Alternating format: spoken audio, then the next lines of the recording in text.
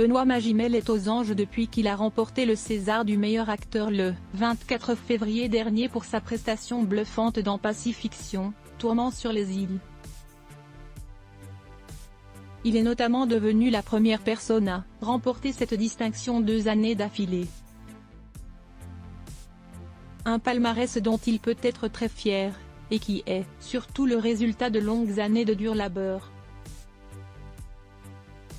Car, s'il prend beaucoup de plaisir à exercer son métier, il se montre toujours très perfectionniste, ce qui explique notamment la raison pour laquelle il a souvent mis son corps à rude épreuve pour appréhender au mieux possible les rôles pour lesquels il était choisi. Des efforts qui ont eu toutefois quelques conséquences. Pour de son vivant, j'ai fait 3 régimes parce que le film s'est arrêté 2 fois, une fois, suite à un AVC de Catherine Deneuve, une autre à cause de la pandémie de Covid. Je devais perdre 20 kilos à chaque reprise. Mon corps en garde quelques séquelles, car ces écarts de poids, à 45 ans, sont néfastes. Mais c'était nécessaire pour la crédibilité du personnage, a-t-il déclaré dans les pages de Paris Match.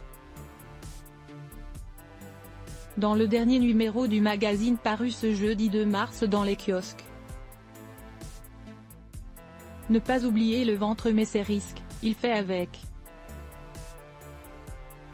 Sa volonté de se fondre dans le personnage prend toujours le dessus, ce qui ne veut pas dire, non plus qu'il n'arrive pas à se rendre compte lorsqu'il est fait pour un rôle ou non. Au contraire, il lui est déjà arrivé de dire non à une opportunité, car il estimait que son physique n'était pas adapté au personnage. À la base, je suis sec, longiligne.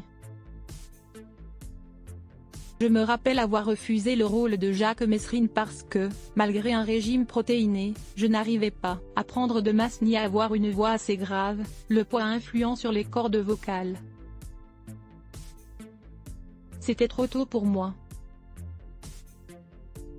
On ne peut pas tout jouer à n'importe quel moment, il faut l'accepter.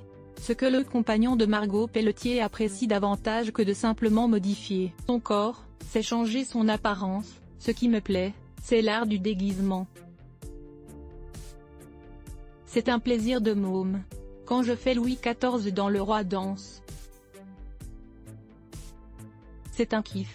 Pareil pour Alfred de Musset dans Les Enfants du siècle. Mais il précise une fois de plus, qu'il ne faut pas oublier le ventre, et bosser l'intériorité. Une ligne de conduite à laquelle il est fidèle. À tel point qu'il l'applique inconsciemment. Quand je joue un collaborationniste dans la douleur, je prends du poids, parce que le mec, alors que la France occupée est en pleine récession, bouffe plus qu'à sa faim. Un exemple de professionnalisme.